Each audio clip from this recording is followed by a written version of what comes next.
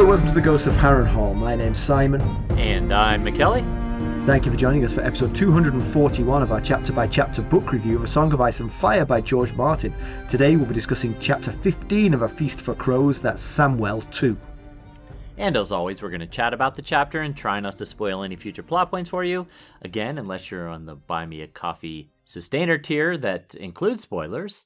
And hopefully we're going to provide you some entertainment along the way. We'll summarise what happened, discuss our thoughts on it, provide some useful background, compare it to the television show, indulge in a little pedantry, and cover some relevant news and listener correspondence.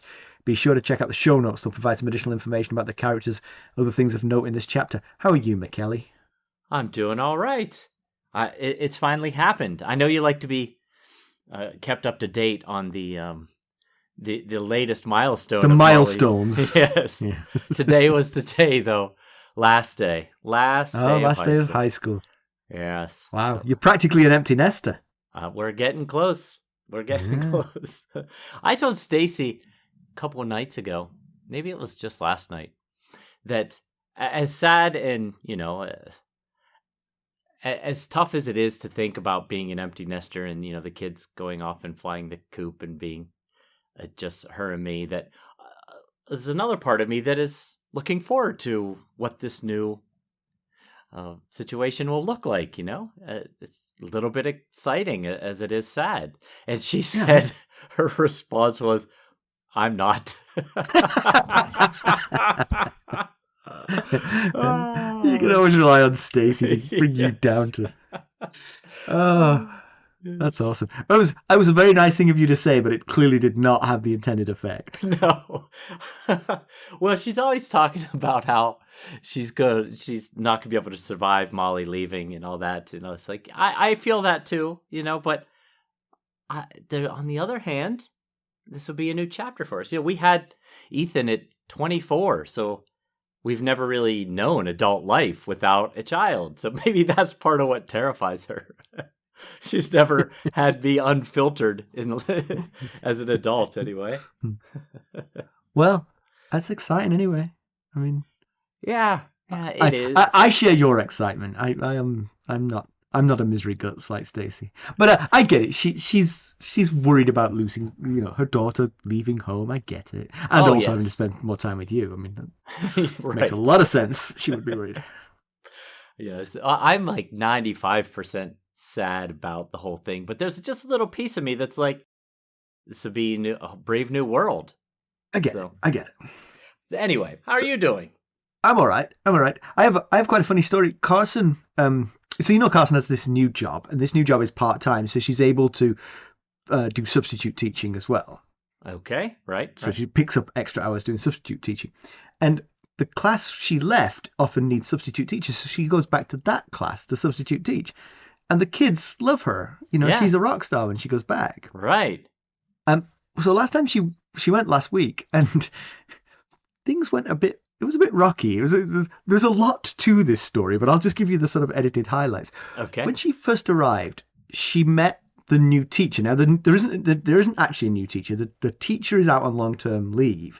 And so there's a long-term sub in place. So it was the long-term sub she met. Uh-huh. And Carson herself was subbing for the other TA who was absent. Carson has been replaced, so there is a TA in the class, and she was there. Yes, okay. So she met the new teacher, and the new teacher introduced herself, said her name. Let's say her name was Jane. And Carson said, "Oh, what do the kids call you?" And the teacher looked at her funny and then said, "Miss B." And she was like, "Okay." And then she said, "Why did you ask me that question?" And Carson said, "So that I don't call you by a different name than they call you. I want them to know who I'm talking about when I reference you." Sure. Yeah. Things got very frosty from the get-go from this point onwards. To me, that's perfectly logical question to ask. Yeah. But why wouldn't it be a logical question? Exactly. I was like, what? I'm so puzzled. The whole day was frost between Carson and this new teacher. Carson said to me afterwards, she said, it's that classroom. It turns people into lunatics. It's the only explanation. But the best part, this is now my favorite thing that's happened in that classroom, and a lot of funny things have happened in that classroom. Yes, that classroom has been a vein of funny moments. But there's a program whereby elderly people can go visit preschool classrooms to lend a hand and to give them a little bit of social time with young kids, which is good for the classroom, good for the elderly person. It all sounds like a really good thing. Win-win. Yeah. So they've got this classroom. She treats it like she is doing community service for some crime that she thinks she didn't commit. Yeah? She's a hostile volunteer. Exactly. Carson took a photo of her. So there's kids having their breakfast in the foreground. In the background, there's Granny facing the wall, sitting down with a big bag of chips, like a family-sized bag of chips, just munching down on these. And I was like, what? She said she sat and ate that bag of chips and then she left. So maybe she's not allowed chips wherever she lives, and so she comes in only to eat the chips, pretends like she's there to do work with the children. It's just like you're in a classroom with kids and you've got your back to them and you're eating chips and you're doing nothing. I was like, that is weird. Kids think that grannies are old miserable curmudgeons who eat chips. That's what the kids have learned. Yeah. Or are they the kids' chips? Maybe she's... No, I think she brings her own. She brings her own chips. It was the kind of bag of chips that you would like have if you were having a Super Bowl party, you know? Just sitting there by yourself. Not an individual bag. Right. It's frightening. Oh, goodness. So how's the soccer team doing? Speaking of work life. We're finally done for the season. We kept on bouncing along in the Last Chance Saloon, but we lost 6-1 today. So we're done. Goodness. Yeah, that's a pretty decisive loss right there. This is the work team, right? This is the work league, yeah. My outside league won the championship, but I played barely a minute for them because of all my injuries. So I can't feel a little bit bad about that.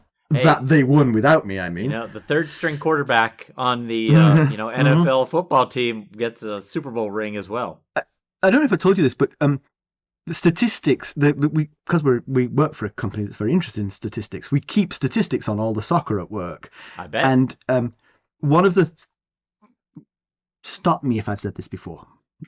All right. One of the categories that they monitor is goalkeeper performance, but the app that we've created only has room for one goalkeeper per season. So if you change goalkeepers mid-season, one of them gets all the stats. Oh no. I remember you playing goalkeeper. Oh yeah. So so there's a choice between me and the best goalkeeper at SAS. Those are the two people who played goalkeeper for our team. You have not told this story before, but I have a hunch I know where this is going. Mm-hmm. He kept a clean sheet. And that's one of the metrics that gets measured in this app. How many clean sheets did you have? I let in a record-breaking number of goals. 44 goals in 9 games.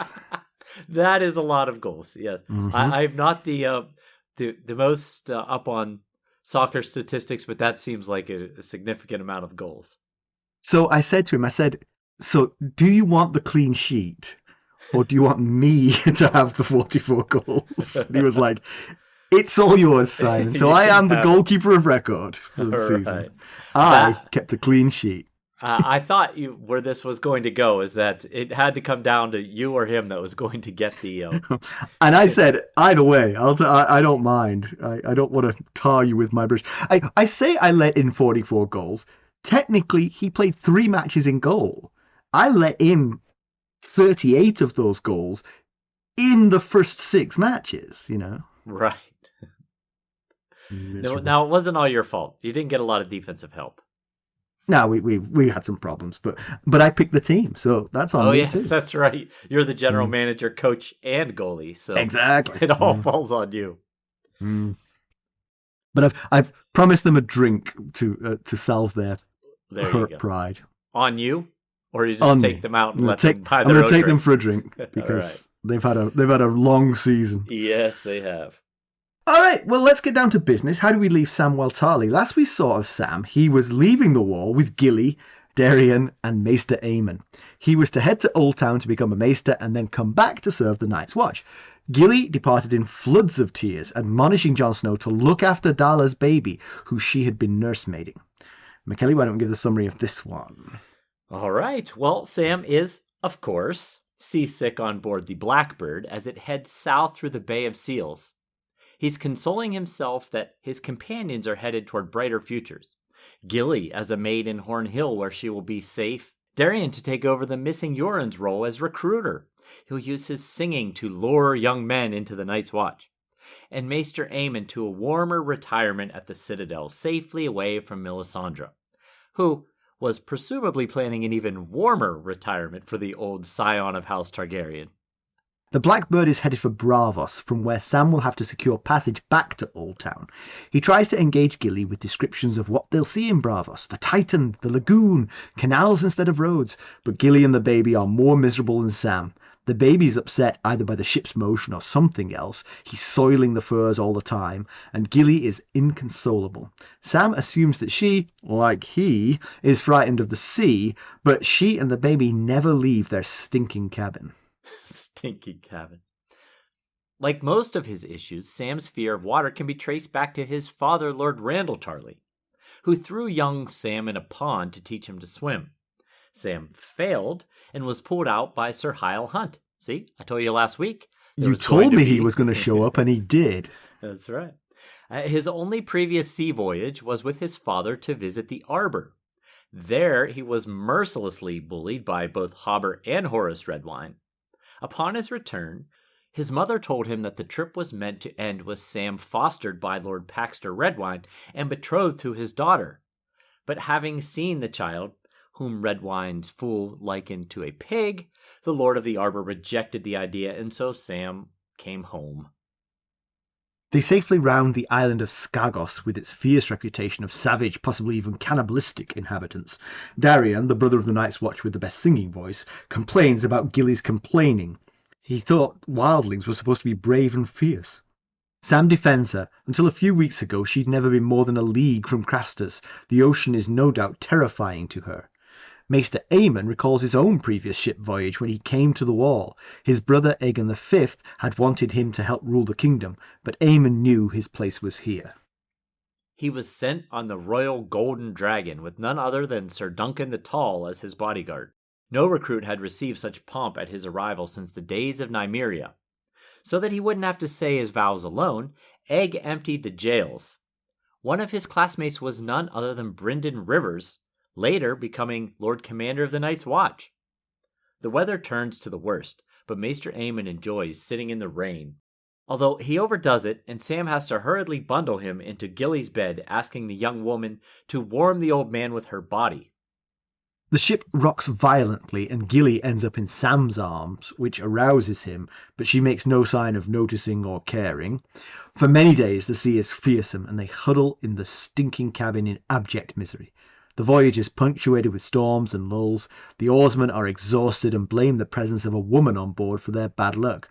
Dareon tries singing to Gilly, but that only makes her cry the harder. He leaves the sorry scene to take solace in fire wine. Sam asks Maester Aemon if he can give Gilly something to ease her fears, but the old brother says that it's grief, not fear, and there is no potion for grief. Sam has two good eyes, but he can't see what Aemon does.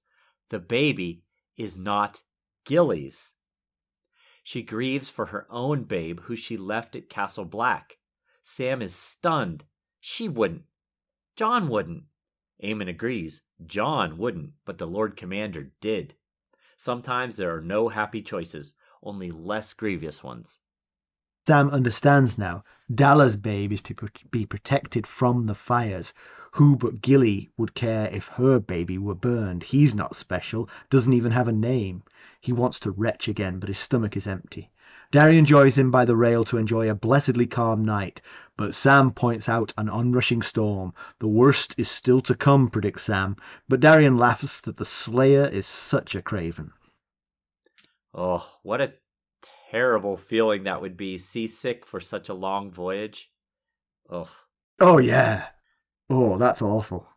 I mean, I get kind of a queasy stomach on certain amusement park rides. The kind that spin, I just really don't like those kind of rides. And those things only last a few minutes. I can't imagine being stuck on a ship for, I don't know, a month? I don't know how long it will take, but forever how long. He is stuck on that ship in constant state of I think quease. You get used to it, though. Like, there's a habituation that must happen at some point, you know. You would think so. Although, knowing Sam the way we do, he'll be the one person that doesn't get over it. You are so right. You are so right. But yeah, I told you that a character who was featured in last week's episode was going to get a mention in this week's episode, and we've got Sir Hyle popping back up in back-to-back chapters. You were not wrong. I noticed it as I read it. I was like, that's who he's talking about. Actually, I think you said it was Sir Hyle was going to be the one. So I was looking out for him. Yeah. Well, this time, though, he's the good guy coming to rescue Sam. So, yay for him. Yeah, I mean, there's a sort of sliding scale of, like, monstrosity. And Hyle Hunt is down the line from Randyll Tarly, who throws his own son into a pond to drown. And Hyle Hunt, who fishes a drowning child out of a pond. Now, that is not a bad thing. It's just not that heroic. It's the least a human being should do, you feel. Yeah, that's a low bar. Will you save a drowning child? Yes? Okay, then you're a human. So, there's one thing that still just doesn't sit well with me, and it's that Sam doesn't want to be a maester. I don't get it. It's the perfect role for him, especially being a maester and a black brother. You know, he doesn't have to leave his brothers that he's come to love, and he gets to be a maester, and a maester does and cares about all the things that Sam does and cares about. Right, and he gets away from all the things that he hates about being at the wall. Right, yeah. Now, the battling, the fighting, the practicing arms, none of that will be asked of him at the Citadel. Yeah, absolutely. And as I was just saying that Maester does all the things that Sam wants to do, I know Sam is afraid and squeamish around blood. But again, much like seasickness, I think that's probably something that you will get over in time when you see enough of it and do enough healing things.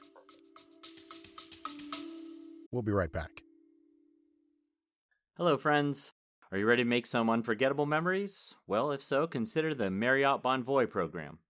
Discover the perfect destination for your summer getaway and unlock exclusive deals on luxurious accommodations.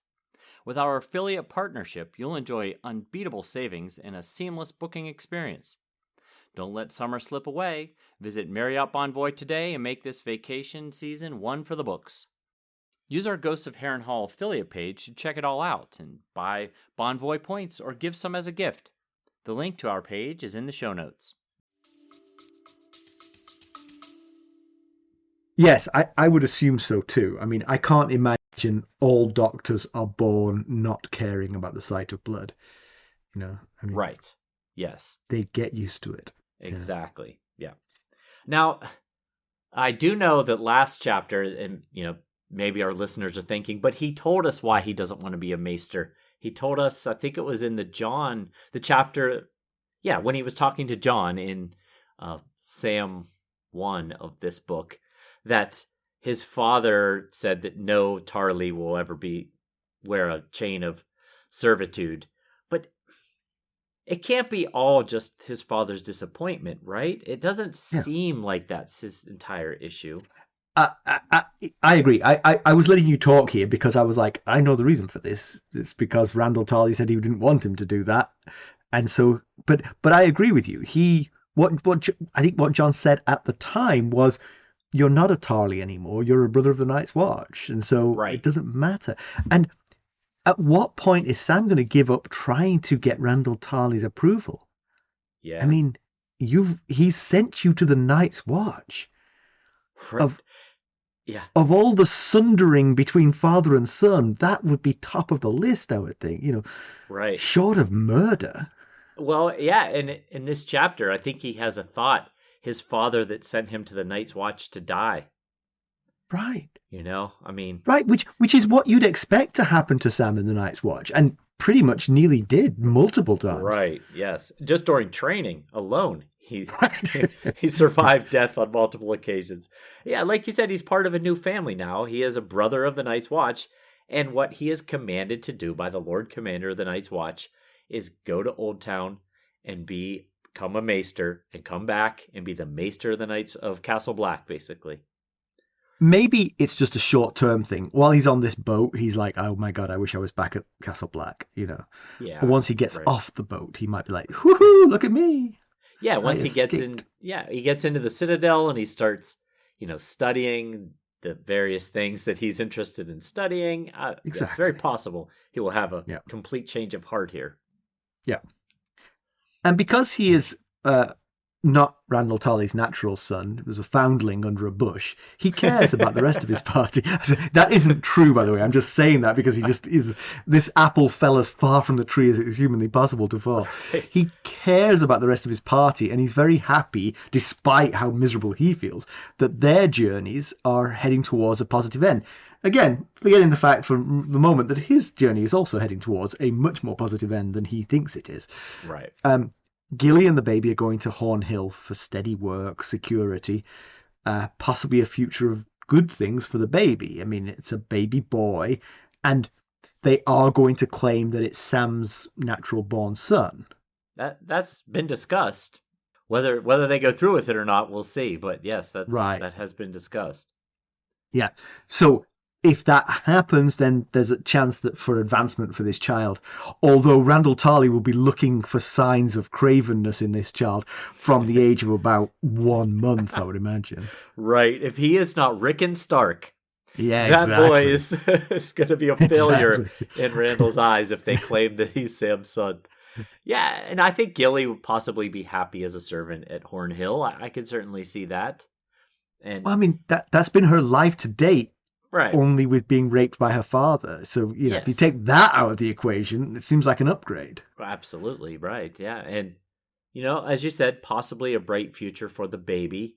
Now, that is a ways off. A lot must go right in order for the baby to have the bright future that Sam was thinking is possible. He was thinking if he shows aptitude with a weapon, he could, become a squire and, to a knight, and a squire often becomes a knight himself. So, who knows? He could be knighted someday.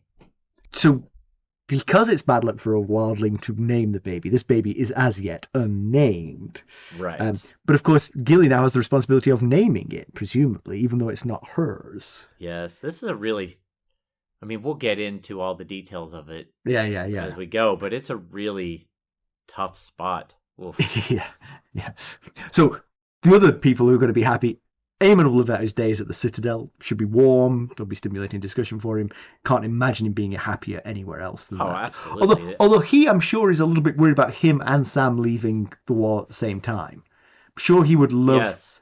He would have loved it if Sam had got there 10 years earlier, and he could have sent Sam to the Citadel and have Sam be back in time for his retirement. Right. Yes, because I think Clytus is like the next person up, and Clytus is an old man as well. His eyes are failing too, I believe, and he's not a maester. Now, he's been a steward for a maester for a long time, but a maester that does not make.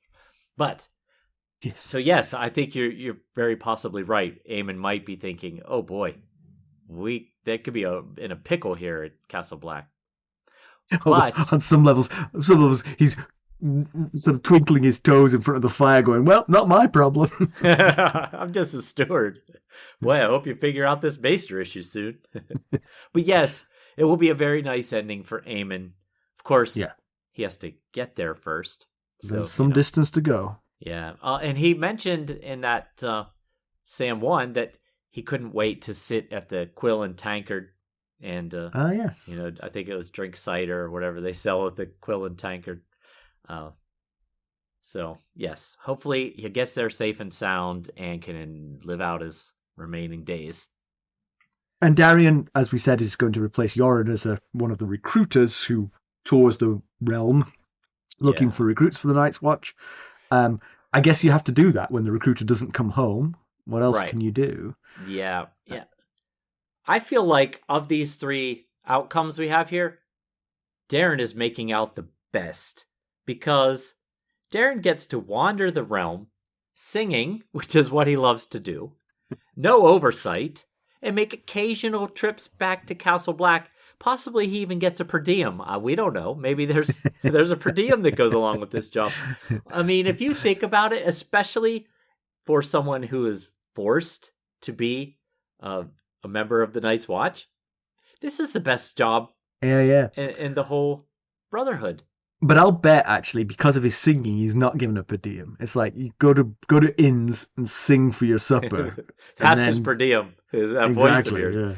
Yeah, but I worry that we might never... Well, I worry that Castle Black might never see Dareon again.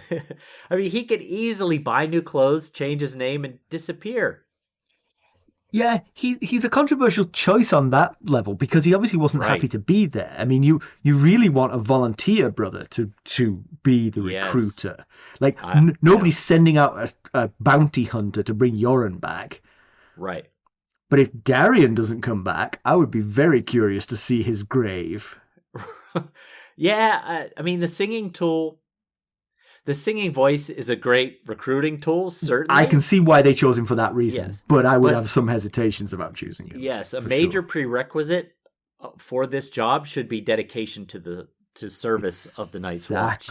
Exactly. Well, not even that. I don't mind if he dupes people into doing it by lying to them about how great it is.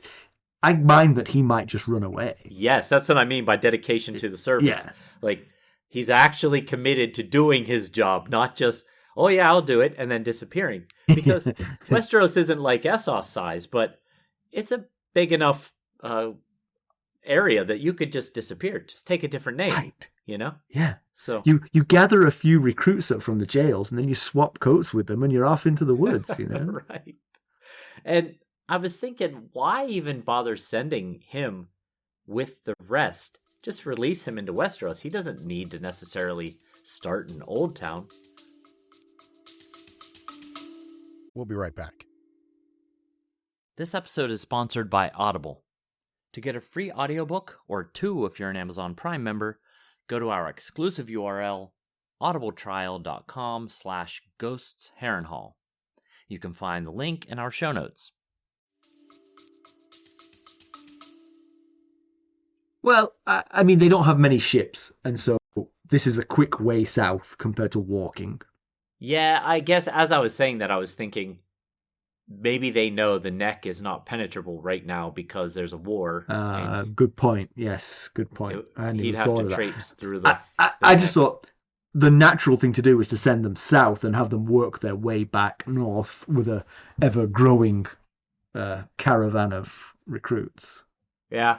I wonder if he will have trouble getting through the neck, being that it is kind of a... Good point. Absolutely. A war zone now. And you know what else I was wondering about wandering, recruiting crows, is how do they distinguish themselves from deserters? Do they have some sort of identification that says I'm a recruiter? Let's go back to the prologue to Game of Thrones. And yes, that is exactly the thought I had. Yeah, I'm a recruiter, I tell you. Right. They both wear black, you know, and maybe it's the casual manner in which they interact with others. Instead of skulking around, they walk right up to lords and say, "I need to recruit for the Night's Watch." Ned Stark is there with ice above his head, and he says, "Hey, do you want to join the Night's Watch?" Oh, wait, sorry. Well, good thing you said that when you did. Yeah. So Dareon is confused on how Aemon could possibly have known Bloodraven, being that Bloodraven was thought to have lived 100 years ago or more, and Aemon's answer is, well, we all did live 100 years ago. I was once young like you. And it's just I'm sure it's hard for someone as young as Dareon to wrap his head around that this man was once young and what could have still been alive when Bloodraven and Sir Duncan the Tall and Aegon the Fifth existed. Do you have? I know we're talking about Bloodraven in background, but do you have any dates on him? Because he is a long time ago. I mean, yeah. So we find out in this chapter that Aemon was 35 when he went to the wall. He was born in 198.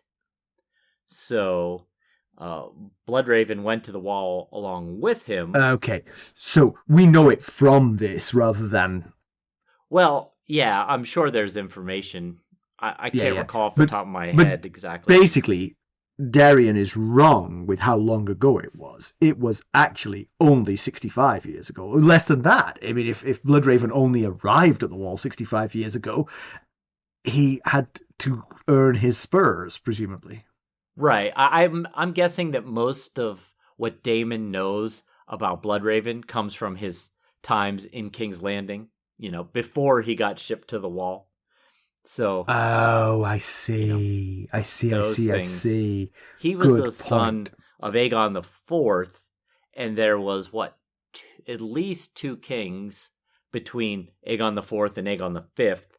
So he's a good bit older than Egg. I said it twice. A good bit older than Aemon. And Egg too. Yes, as Egg is younger than Aemon. So yes. So because we've had back-to-back Brienne and now Sam chapters, we it's hard not to notice the similarities between their the abuse they've received as children and young people. The primary one here, the primary one honestly was Randyll Tarly throwing him in a pond to see if he could swim.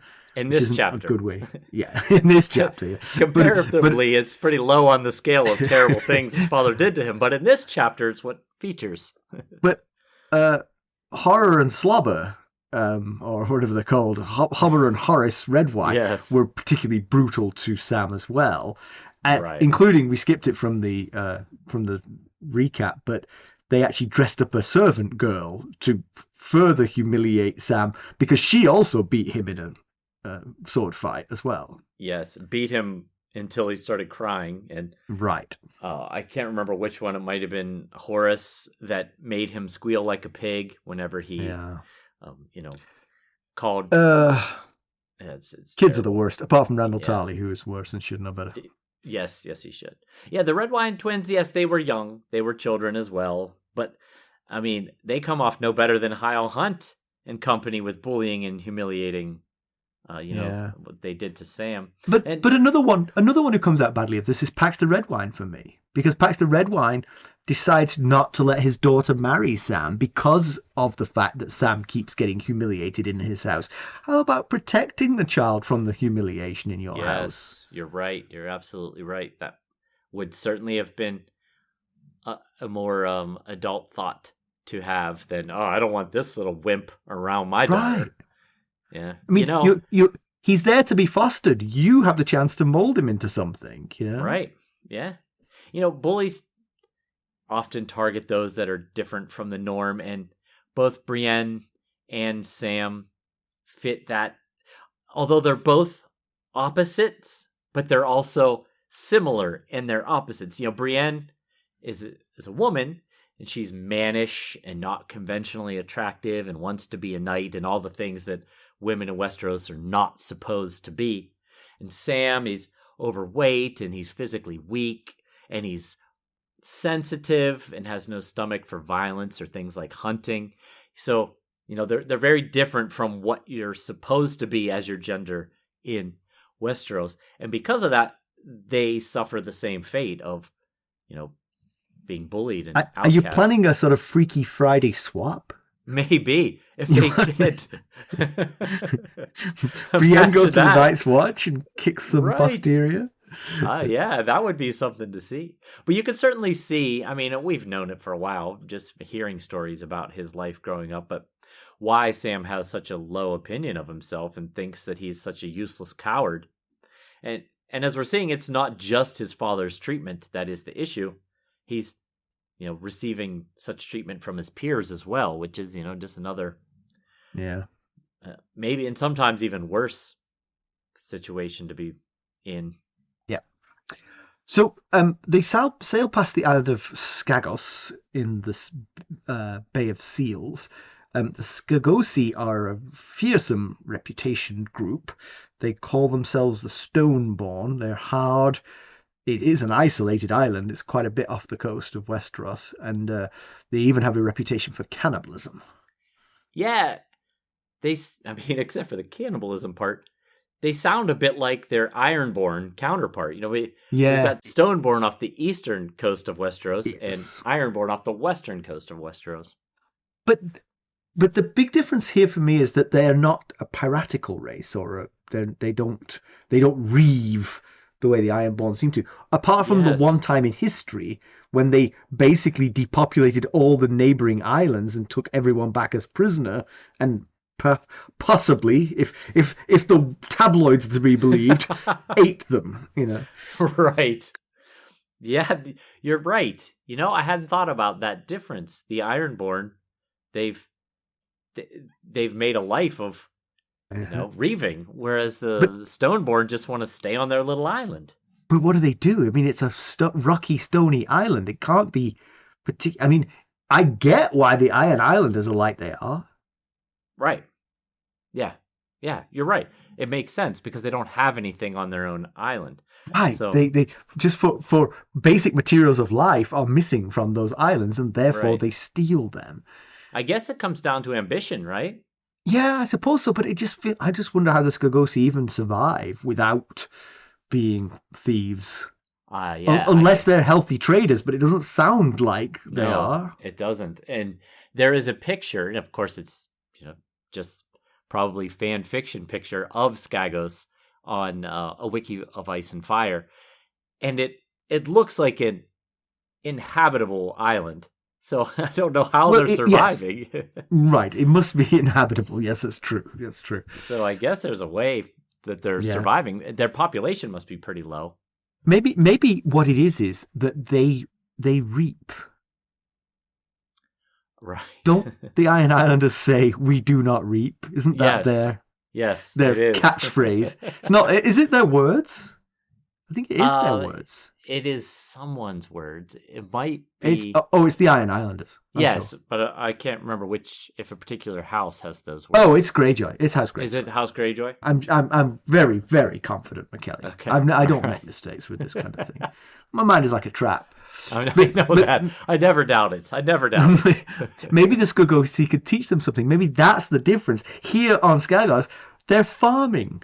They grow crops. They eat year-round. They're healthy. They don't have rickets or anything. Why are you idiots not reaping? Right. You could be totally self-sustained if you just reap. Hey, something I wanted to mention about Sam and Brienne, another similarity we were talking about earlier, that last week we talked about Brienne's life being different if her betrothed had not died, the Karen boy. And, this chapter, we discover that Sam's life might have, been different if he had not had that terrible experience at the Arbor. If it had worked as him becoming a ward of Paxter Redwyne, he was going to be married to Paxter's daughter, Desmira, and heir to Horn Hill.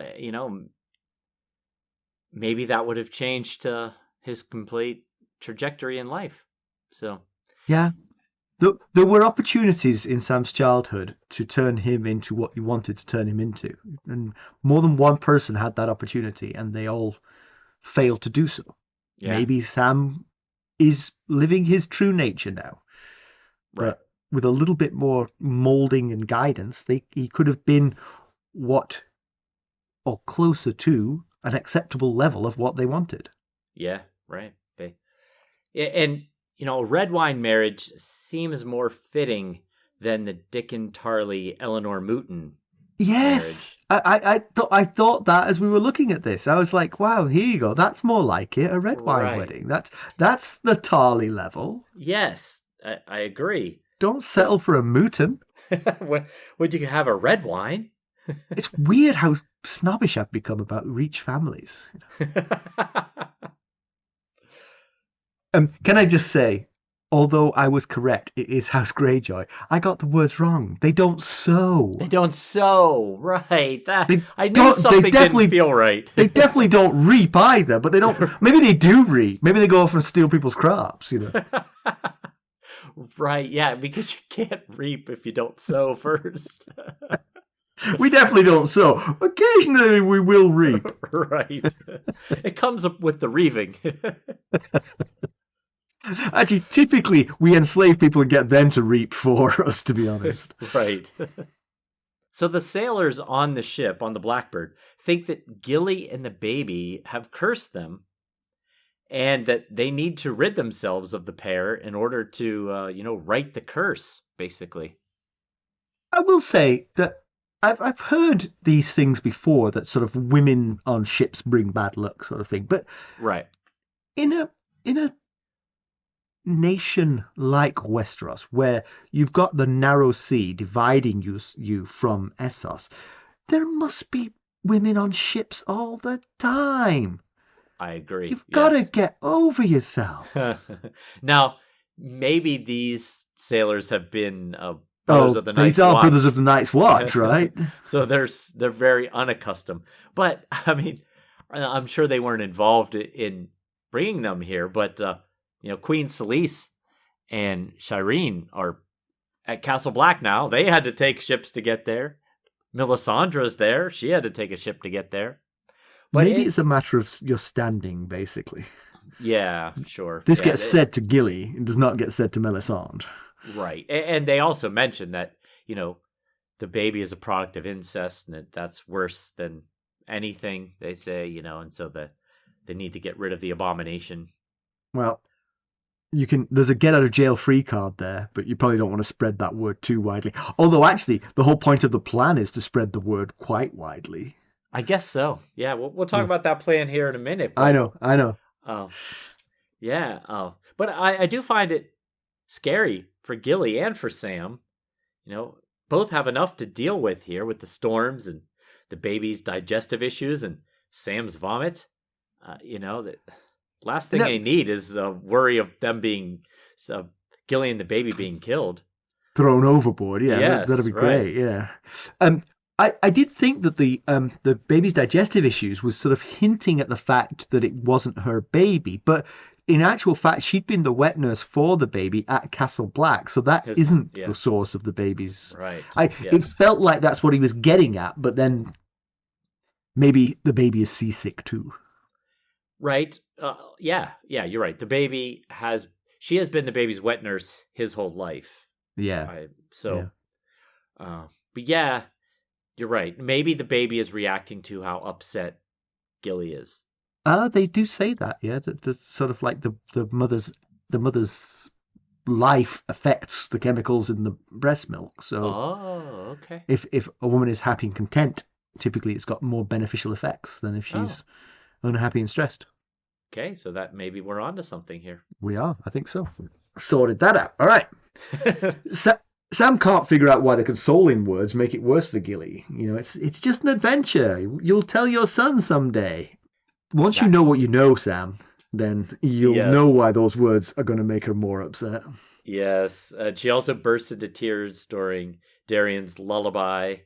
And once you know the missing piece of the puzzle, then the whole puzzle becomes a lot clearer. And, as Aemon says, you have two eyes and you can't see. It's the blind man who points out the switch and the reason for Gilly's misery. Yeah. Possible he was also in on the plan. I may be blind, but John taught me through this. That is something I hadn't considered. Aemon's role in the. I assume Aemon is astute enough to realize what's going on, without actually being told. But right, no, yeah. Right. So let's get to this. This is sort of the biggest sort of like part of this chapter is Gilly's baby. Yeah, it very much is. It's awful and it's brutal for everybody concerned. Absolutely. But please reassure me, Mackelly, that John's plan is not to hand Gilly's baby to Melisandre and say, knock yourself out. See what that does. Right. But to say, you can't have the baby because it isn't the baby you think it is, right? That's his plan. That had better be his plan. Now, Sam is, we've only got Sam's POV here and what goes through his head. Exactly. Is that only Gilly would cry for when her baby goes on the fire. Right. And that is definitely something, Sam is so upset by it that he starts regretting his involvement in getting Jon named as Lord Commander. Right. And, he feels somewhat that the escape from Craster's has become somewhat fruitless, that they did it to save Gilly's son from the others.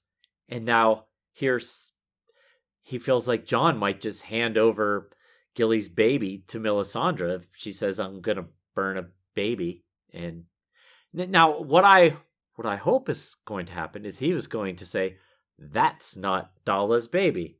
That is the wildling Gilly's baby. And there is absolutely no king's blood in that baby's body. Right. However, in fact, basically there's only Craster's. Yes. Oh, gosh. He's at least 3/4 Craster. Right. Oh. However, how does he prove that to Melisandre? I have a theory on that. Can I tell you how he does that? Yes, please do. Word reaches you that the Blackbird has cast off its moorings. I send a fast rider along the wall to watch the Blackbird cast off its moorings, and then he rides back to Castle Black as fast as he can, and he says, they're gone. And then you run up to Melisandre and say, before you get any big ideas, lady, I shipped off the royal baby. This ain't the royal baby. Right. But then again, if that's the plan, why not just ship off both babies? Why not ship off both babies? Right. Right. Yes. And does Dalla know? I mean, does Val know Dalla's Dalla knows everything now. She's in a happy place where she's omniscient. Does Val know? Was Val part of this? To save her niece or her nephew? Well, yeah, she would keep quiet about it, wouldn't she? That's true. But now that her nephew is technically safe, she could protect Gilly's baby and say, this is not my nephew. Right. It doesn't even look like him. Right. Have you ever seen Dalla? Yeah. Go look at Dalla was hot. Gilly? Inbred freakazoid. Oh, gosh. Now we see how close his eyes are together? That's not Mance's son.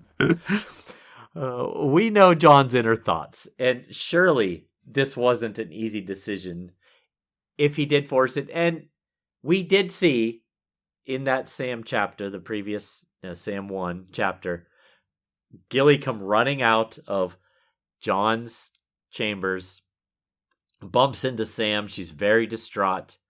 So I'm guessing that's when that whole thing went down. Yeah. And she was still on speaking terms with Jon till they parted, because she was still giving advice for how Dalla's baby should be looked after in her absence. So yes, maybe she was being forced to a certain extent, but she was very upset.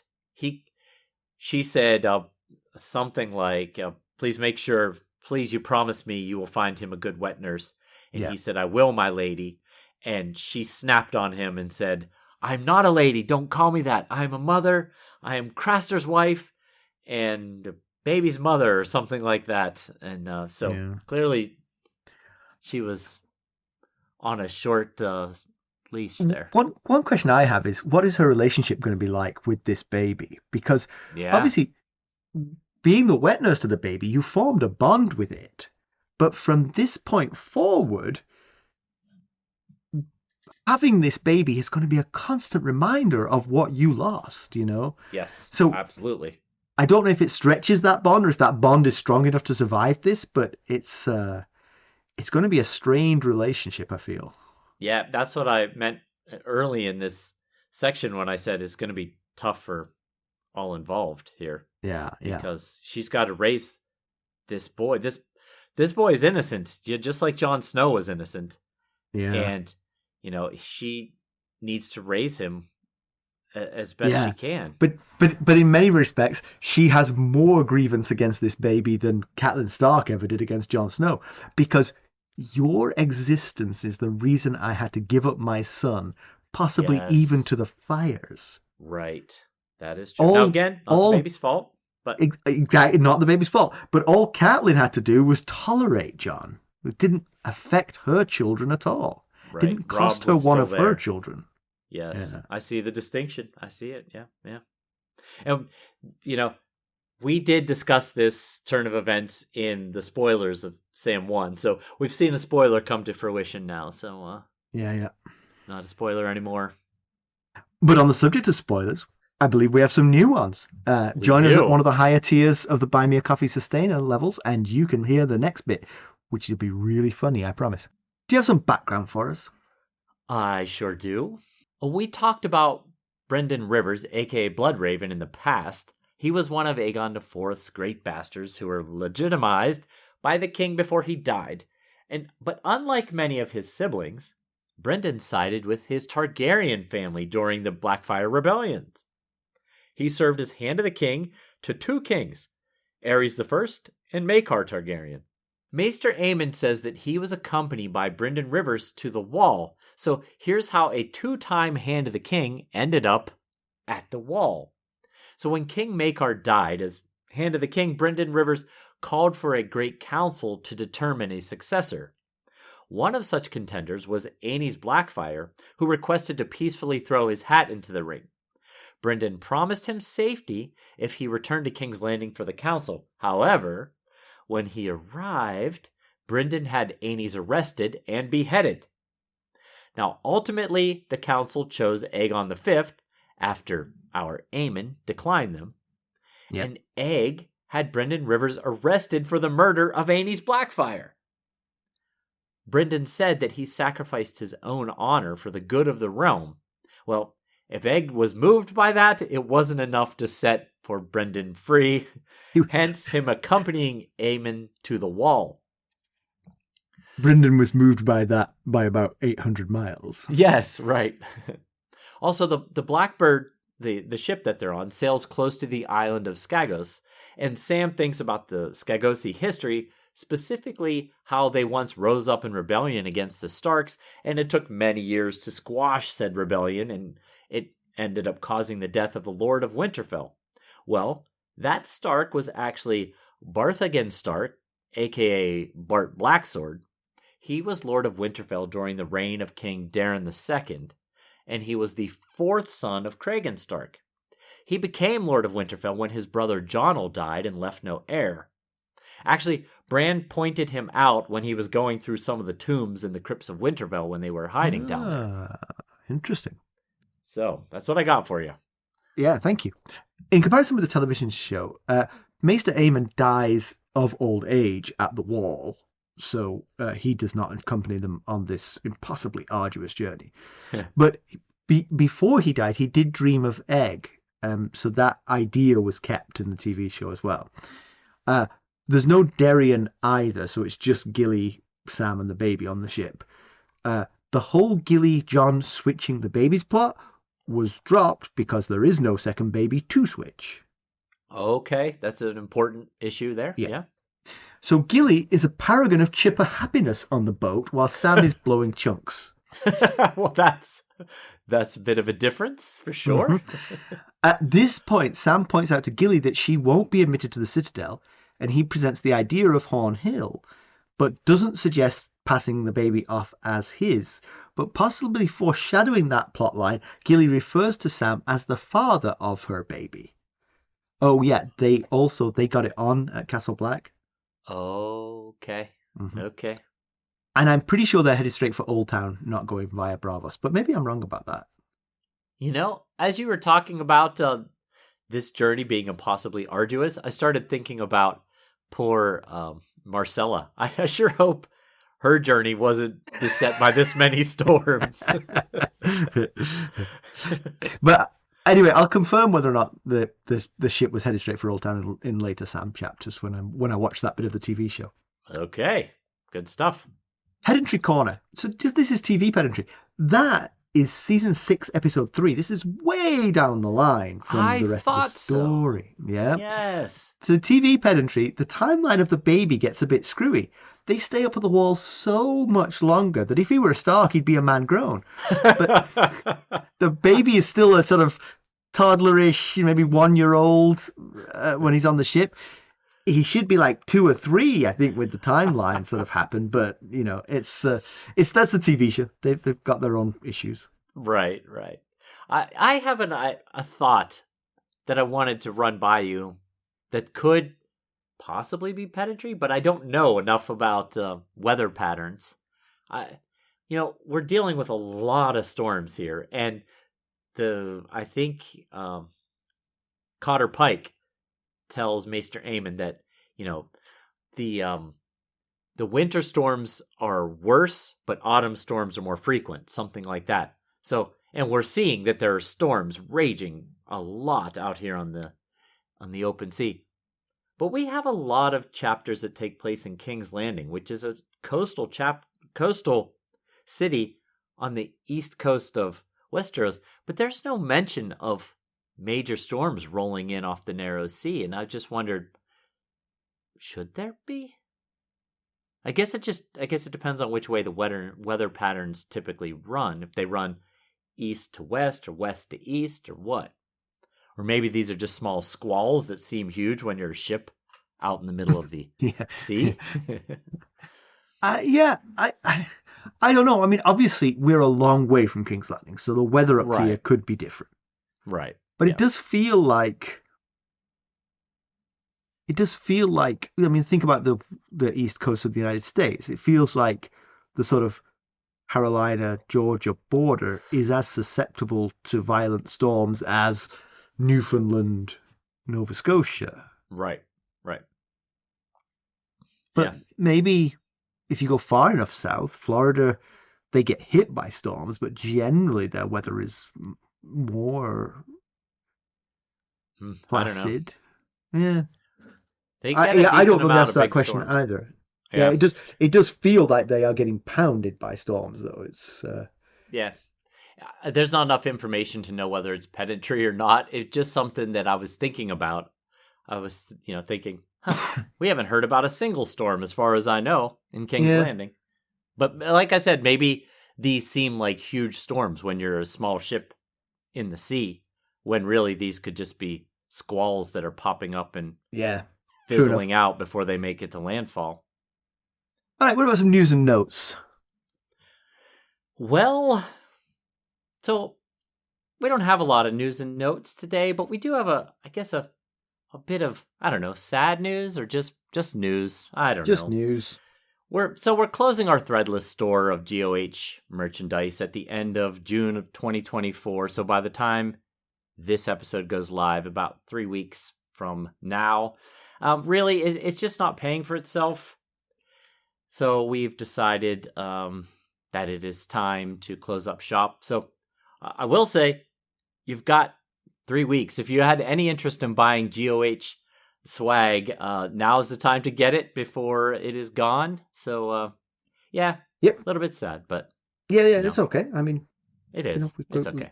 We have to focus on the things we can focus on. Right. And please keep rating and reviewing us, especially on Apple Podcasts. But any way you can is great. It seems that Apple Podcasts has had an upgrade that has thrown a lot of people off, and they don't understand how to listen to podcasts anymore. So, so anyway you could rate and review us would be fine. Yes, and of course, if you do leave us a review, we will certainly read it out on future episodes. All right, let's draw a line under this one. So, okay. John seems to have forced Gilly to switch the babies, to leave without her son. She went willingly in the end, but you don't know how much coercion was involved. Right. She wasn't dragged away, but she was clearly very upset from the get-go. And her heart is broken, and that's not hard to understand at all. So let's think this through. How does that conversation go? Gilly, if you don't switch babies, this baby, Dalla's baby, is certainly going to be killed. However, if you switch babies, I can promise you that I will convince Melisandre and Stannis that this baby is yours and not Dalla's baby? I mean, is that how he makes that argument, that she willingly goes along with it?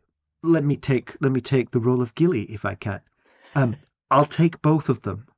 Yeah, that's a good answer.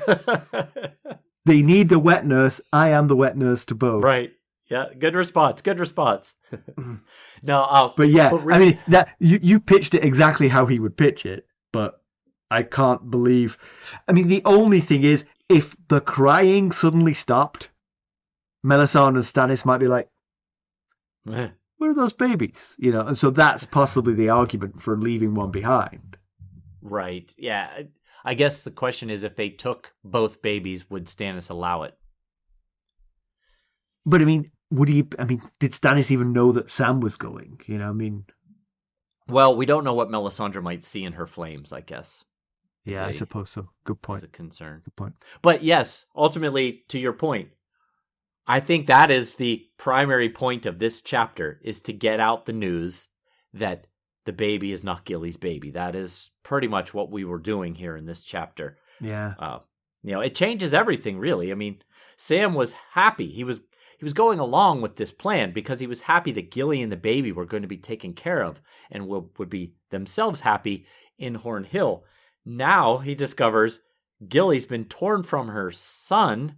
Yeah. And she'll likely have to spend the rest of her life without him. And, there's something I noticed in this chapter when he's talking about how everyone else is going to get, what he says, happy endings. Everyone else is going to get happy ending. And he's just going to live with it because it gives everyone else what they want. And then at the end of the chapter, he thinks to himself, no, there are no happy endings. Yeah. And, philosophy changes entirely in. Yeah. Aemon's happy chapter. Ending was just dying in peace. So he might get that level of happy ending, but it ain't that happy. Gilly will never be happy again. Yeah. And Dareon, well, I mean, he's free of the Night's Watch briefly. Let's see how long that lasts. This has been an incredibly tough crossing for Aemon already. And they're not even out of the Bay of Seals yet, I don't think. No. So I do worry about his health, making it. Yeah. He's got to not get to Braavos. Then he's got to get back across again and around Dorne to get to Old Town. So I worry. That's a worry for sure. Yeah. And while we're having worries, let's also worry about Gilly, because obviously the sailors on the ship are blaming her for the weather. Yes. And she may not be in a mood to fight them if they try to throw her overboard. Yeah, and Sam, his plan is to protect her. He keeps a sharp knife by him at all times, and he follows her whenever she leaves the cabin. But let's face it, if it comes down to it, Sam's not likely to win in any kind of physical struggle against any of these other sailors, especially if there's a group of them. So yes, I agree. We definitely should be concerned about Gilly and the baby's safety. But if the Blackbird doesn't sink, we might have a second POV in Braavos. That's true. Yes, there is another POV. Arya's there. And, is there a chance that Sam and Arya could meet up? It's a big city. Yeah. So not likely, but, both of them, their favorite person is Jon Snow. So there would be so much to talk about if they could meet up. And he will look like they both will speak Westerosi, the common tongue. Yeah. So that might bring them together. And he will look like a brother of the Night's Watch, which might attract her eye. Yes, he will. And what had she wanted to do originally? She wanted to get to Castle Black. She wanted a ship to Eastwatch when she left Salt Pans. So could he possibly... Okay, I'm totally theorizing now, but say they do meet up. Could Sam take Arya with them to Old Town? At least she wouldn't be alone in the world, and maybe then he could get a letter to Jon and say, I have your sister with me in Old Town. Or even just put Arya on the Blackbird, which presumably is heading back to Eastwatch. Oh, right. Yeah. Where else is it going? It's the Night Watch ship. Yeah, that's true. It probably is heading back. Yeah. We'll see. Who have we got next time? we are going to head back to King's Landing, meet up with Jaime. He's probably going to get abused by Cersei, I would imagine. Yeah, he's getting some Mad Queen vibes from his sister, so you're going to want to stick around and hear about that. All right, there's still 4 ways that you can help us for now. You could leave us a positive review, or you could buy merchandise for the next few weeks at ghostsofharrenhal.threadless.com. You could buy us a cup of Arbor Gold at buymeacoffee.com/ghostsharrenhal, where you can join us at any of the various sustainer levels. There's a tier to match your budget and your interest, and the higher tiers will get you the spoiler section. You can make a donation directly to us at our website, ghostsofharrenhal.buzzsprout.com. And hey, if you're looking for more ways to interact with us, keeping up on the latest... That's right. Keeping up on the latest Ghosts of Harrenhal news and developments, well, then I suggest you check us out on our social medias. You can follow us on Twitter at Ghost Harrenhal, or on Facebook, Instagram, Discord, and YouTube. Thanks for listening. Thanks. Bye. Bye.